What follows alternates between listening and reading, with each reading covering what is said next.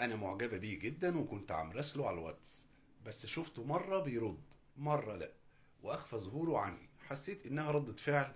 شو بتنصحني؟ نصيحتي ليكي انك انت تسرعتي.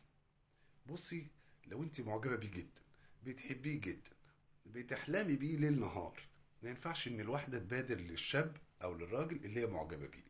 تمام؟ لان مهم جدا، ده دور الراجل مش دورك. بالمناسبة، هو لو معجب بيكي او في مشاعر تجاهك هيصرح، هو عارف الطريق كويس. ولكن ما عملش الكلام ده، يبقى رقم واحد هنا مفيش مشاعر تجاهك. دي حاجة. الحاجة التانية، ما ينفعش ان انت تبادري. غلط غلط غلط. ليه بقى بقول غلط ان الواحدة هي اللي تبادر؟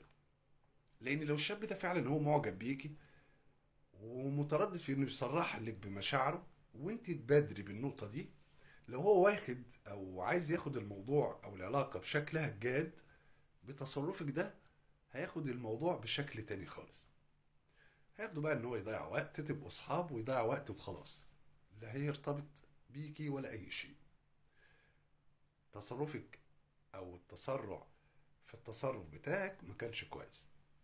نصيحتي ليكي بقى بانك ما تعمليش كده تاني، وتنتظري حتى ان هو يصرح. طب لو ما صرحش يبقى مفيش مشاعر تجاهك، شيليه من دماغك. وده درس يعلمك، ما تبدريش ابدا لاي حد، حتى لو انت مرتاحه لهذا الشخص. ما ينفعش الواحده تعمل كده. بالتوفيق.